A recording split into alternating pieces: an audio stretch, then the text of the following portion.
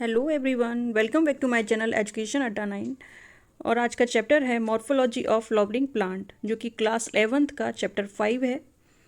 और ये इसमें एनसीईआरटी के एक एक कॉन्सेप्ट को हम समझेंगे। आइए शुरू करते हैं मॉर्फोलॉजी ऑफ फ्लावरिंग प्लांट। सबसे पहला वर्ड है मॉर्फोलॉजी। मॉर्फोलॉजी है क्या? मॉर्फोलॉजी है जो study of external structure of organism. ठीक है, study of structure of organism, external structure of organism. So it involves the, अगर हम बात करते हैं यहाँ पर प्लांट्स की, तो प्लांट्स के यहाँ पर स्टडी में देखेंगे इसका साइज, शेप, स्ट्रक्चर, इसकी एक्सटर्नल मॉर्फोलॉजी यानी एक्सटर्नल फीचर्स के बारे में हम जानेंगे। तो यही इसकी क्या है, मॉर्फोलॉजी। आगे देखते हैं।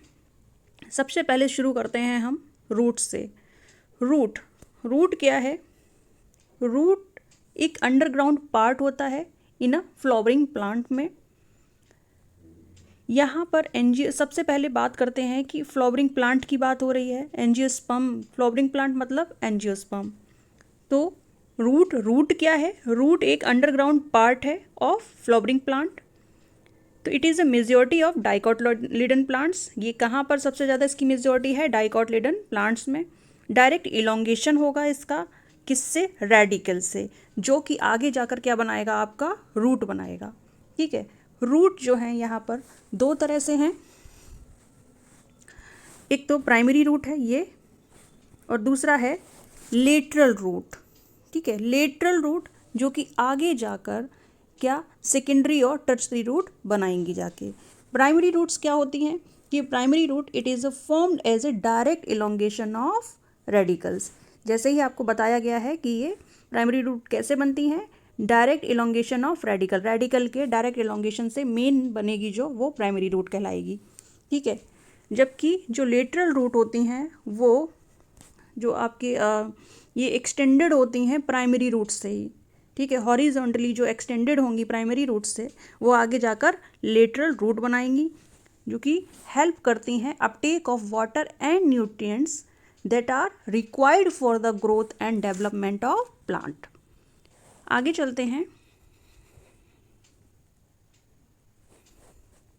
टाइप्स ऑफ रूट, यहाँ पर देखिए पूरा जो है पार्ट ऑफ फ्लावरिंग प्लांट 5.1 जो फिगर दिया गया है, सबसे पहले क्या है इसमें?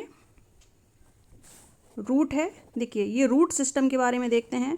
तो प्राइमरी रूट जो मेन रूट है वो प्राइमरी रूट है। ठीक है, सेकेंडरी रूट जो कि प्राइमरी रूट से ही हॉरिजॉन्टली ये जो निकल रही हैं और आगे जाकर ये सेकेंडरी और टर्सरी रूट्स बनाएंगी जाके। तो यही पूरा क्या है, ये इसका रूट सिस्टम है।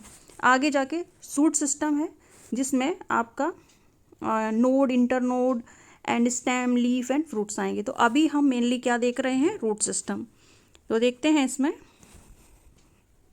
जो टाइप्स ऑफ रूट, यहाँ पर रूट कितने तरह की हैं? रूट्स जो हैं वो 3 टाइप से हैं। टैप रूट, दूसरा है फाइब्रस रूट, और थर्ड है एडवेंटिशियस रूट। एडवेंटिशियस रूट जैसा कि आपको इसमें शो किया गया है कि tap root, fibrous root and adventitious root. तो टैप रूट क्या है कि ये प्रोमिनेंट होती हैं कहाँ पर? डाइकोट प्लांट्स में। And primary roots grow and other root sprout laterally. ठीक है, और सेकेंडरी और tertiary root grow from primary root. ये आपकी कहाँ है? टैप रूट में। और देखिए इसका एग्जांपल दिया भी गया है कि मस्टर्ड में ये आपको देखने को मिलेगी। देखिए मस्टर्ड प्लांट में, तो मस्टर्ड प्लांट कैसा है? डाइकोटिलेडन है। जबकि फाइब्रस रूट ये प्रोमिनेंट होती हैं मेनली कहाँ पर? मोनोकॉट प्लांट में। तो roots develop from lower node. ठीक है, कहाँ से होंगी? लोअर नोड से। जबकि एडवेंटिशियस रूट क्या होती हैं? Adventitious root they develop from the organs of shoot system other than the radicals. ये रेडिकल्स के अलावा जहाँ से भी ये अराइज होंगी वो रूट्स कैसी होंगी? एडवेंटिशियस रूट होती हैं। फॉर एग्जांपल जैसे prop root of banyan tree and aerial root of monstera ETC. ठीक है, और इसका मेन फंक्शन क्या है? मेन फंक्शन है इसका रूट सिस्टम का absorption of water and minerals from a soil. और आगे जाके क्या है, ये प्लांट को क्या एक proper anchor to the plant parts, ठीक है, और स्टोर करेंगी रिजर्व फूड मटेरियल को, इन्वॉल्व होती हैं सिंथेसिस में, यानी फूड की सिंथेसिस में, मतलब रिजर्व फूड भी रिजर्व हो रहा है, साथ ही प्लांट ग्रोथ रेगुलेटर की सिंथेसिस में भी इन्वॉल्व हैं। आगे देखते हैं, यहाँ पर रूट के कुछ रीज़न होते हैं जो कि बहुत ज़्यादा इम्पॉर्टेंट हैं और इनका अलग अलग फंक्शन जो कि स्पेसिफिक है। रूट रीज़न जो है यहाँ पर देखिए, रूट का फिगर में दिखाया गया है। एक तो ये सबसे लोअर में रूट कैप है, ठीक है, और इसी को हमने क्या बोला है, रीजन ऑफ मेरिस्टेमेटिक एक्टिविटी, यानी यहाँ पर सबसे ज़्यादा एक्टिविटी होगी, वो रीज़न है यहाँ पर एक्टिव रीजन एक तरह से, ठीक है। जस्ट रूट कैप के अबव क्या है, रीजन ऑफ इलोंगेशन, जबकि रीजन ऑफ इलोंगेशन के जस्ट अबव जो एक्सटेंड होकर बन रहा है जो पार्ट, वो है रीजन ऑफ मैचुरेशन, ठीक है। तो यहाँ पर कितने पार्ट हो गए, root cap and region of elongation and region of maturation, 3 part हो गए। तो और इनको डिफाइन भी करना है, तो आप फिगर को बहुत अच्छे से देख लीजिएगा और उसी के अकॉर्डिंग आप बता सकते हैं। रीज़न है कि अगर रूट कैप की बात करते हैं तो ये एक ऐसा रीज़न है जो कि प्रोटेक्ट करता है, यानी protecting covering of root apex, यानी जो रूट अपेक्स है यहाँ पर, ठीक है, इसको ये प्रोटेक्टिंग कवरिंग बनाएगा, ठीक है, make a way through soil, it makes a way through soil. जबकि जो मेरिस्टेमेटिक एक्टिविटी यानी presence a few millimetre above the root cap के जस्ट अबव, जो तो ये रूट कैप है और इससे जस्ट थोड़ा सा ऊपर जाके रीजन ऑफ मेरिस्टेमेटिक एक्टिविटी का है। इट कंसिस्ट डेंस प्रोटोप्लाज्म, इस रीजन में सबसे ज़्यादा डेंस प्रोटोप्लाज्म होता है जो कि कंटिन्यूसली डिवाइड होगा, ठीक है। आगे चलते हैं, रीजन ऑफ इलोंगेशन। अब रीजन ऑफ इलोंगेशन यानी कि ये जो वाला पार्ट है, the proximal region of meristematic activity where cells undergo the rapid elongation, यहाँ पर सेल्स सबसे ज़्यादा रैपिड इलोंगेशन और इनलार्जमेंट के लिए चाहिए। दे हेल्प्स ग्रो, ये वाला जो रीज़न है वो लेंथ के लिए रिस्पॉन्सिबल होता है, ठीक है। कहाँ के लिए रिस्पॉन्सिबल होगा, लेंथ, यहाँ से लेंथ बढ़ेगी रूट की। जबकि रीज़न ऑफ मैचुरेशन की बात करते हैं, ये region of maturation it is a proximal, सीधे ये रीजन ऑफ इलोंगेशन के अबव है, तो कह सकते हैं कि proximal to the region of elongation where the cells gradually differentiated, यहाँ पर सेल्स धीरे धीरे डिफ्रेंशिएटेड होंगी और मैच्योर होती जाएंगी। जबकि रूट हेयर की बात करते हैं, the fine and delicate thread, ये जो यहाँ से रूट हेयर निकल रहे हैं धीरे धीरे, तो इस रीजन में क्या है कि fine delicate thread like structure होते हैं, formed by some epidermal cells in their region of maturation. They involves in the water and mineral absorption from soil. इनका काम क्या है कि ये soil से mineral और water का absorption करते हैं। आगे देखते हैं, आई होप यहाँ तक का आपका टॉपिक समझ में आएगा। और आगे का टॉपिक ये है कि मॉडिफिकेशन ऑफ रूट। अब देखिए, अभी तक हमने टाइप्स ऑफ रूट पढ़े, फिर टाइप्स ऑफ रूट के बाद हमने रूट के रीज़न पढ़े कि रीज़न क्या क्या हो सकते हैं इसमें, और अब है मॉडिफिकेशन ऑफ रूट। रूट जो हैं अपनी नीड के अकॉर्डिंग अपने आप को मॉडिफाई भी करते हैं, ठीक है, और इसके अकॉर्डिंग इनका फंक्शन भी चेंज होता है।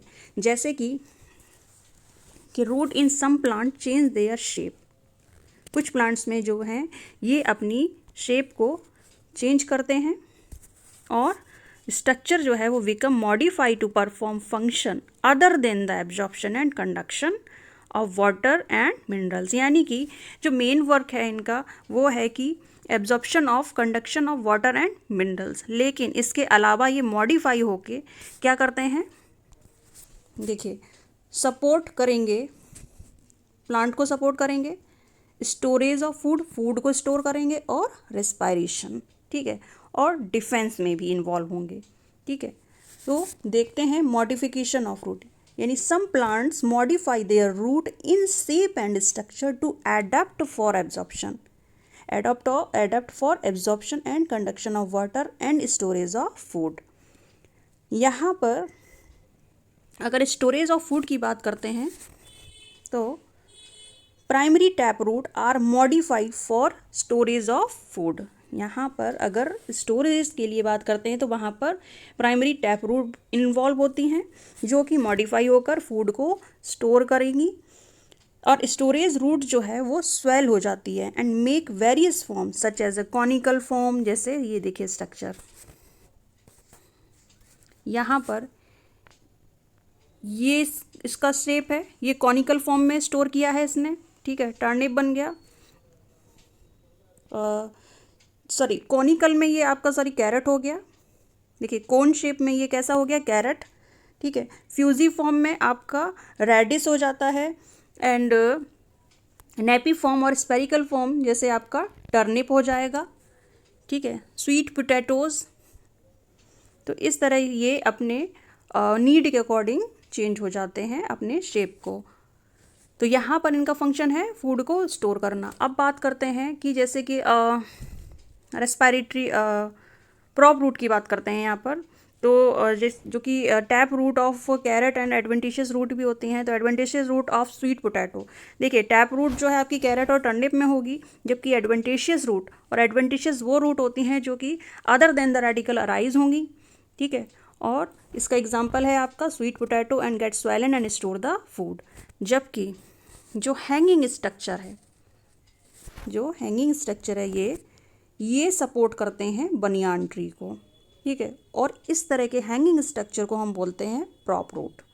जैसे कि आपने बनियान ट्री देखा होगा तो उसमें रूट्स जो हैं ऊपर से लटकती हुई दिखेंगी आपको, तो वो क्या है, सपोर्ट करती हैं, सपोर्ट के लिए हैं।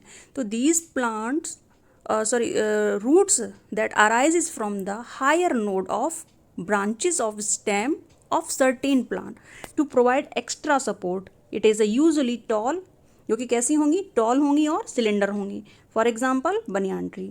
तो अगर प्रॉप रूट का एग्जाम्पल पूछा जाए तो वो क्या है आपकी, किस में मिलेंगे, आपका बनियान ट्री में मिलेगा। स्टिल्ट रूट की बात करते हैं अगर, स्टिल्ट रूट जो है वो एक ऑब्लिक डाउनवर्ड रूट होती हैं, ठीक है, कमिंग आउट, जो कि निकलती हैं लोअर नोड ऑफ स्टेम से, स्टेम के लोअर नोड से निकलेंगी और सपोर्ट करेंगी बीक स्टेम को, ठीक है, सपोर्ट करती हैं जिनका स्टेम बीक होता है। तो इसका एग्जाम्पल जो हो जाएगा वो हो जाएगा आपका मेज़ हो जाएगा, ये मेज़ हो जाएगा, और sugar cane having a supporting root जो कि coming out from the lower node, stem की लोअर नोड से निकलती है। ये एक पॉइंट अच्छा है और उसको याद रखना है कि स्टिल्ट रूट हमेशा लोअर नोड से, स्टेम के लोअर नोड से अराइजेज होंगी। दूसरी ये है कि रेस्पायरेटरी रूट्स, ठीक है। अब देखिए कुछ रूट्स जो होती हैं वो मॉडिफाई हो जाती हैं रेस्पायरेशन के लिए। तो दीज प्लांट्स, ऐसे प्लांट्स जो कि ग्रो होंगे इन मर्सी एरियाज़ में, ठीक है, कहाँ होंगे, मर्सी एरियाज़ में होंगे, और develop branch of marshy areas, develop branch of root जो कि comes out of ground and grow, ठीक है, vertically upward, comes out of ground and grow करेंगी वर्टिकली और upward. It is due to scarcity of oxygen, और ये इस तरह की जो रूट्स हैं वो उगती हैं ऑक्सीजन की कमी के कारण, ठीक है।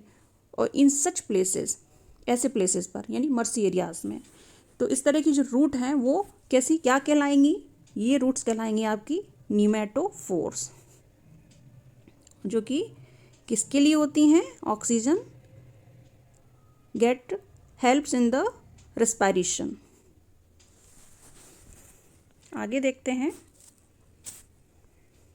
देखिए एग्जाम्पल के एग्जाम्पल को याद करना बहुत ज़रूरी है। जैसे राइजोफोरा है तो राइजोफोरा का कनेक्शन किससे है, न्यूमेटोफोर्स से, that are responsible for the respiration.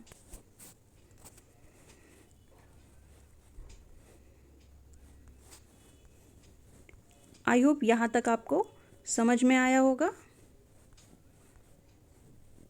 सबसे पहले अभी हमने बात की थी रूट सिस्टम की, इससे आगे आने वाले उसमें हम बात करेंगे स्टेम की।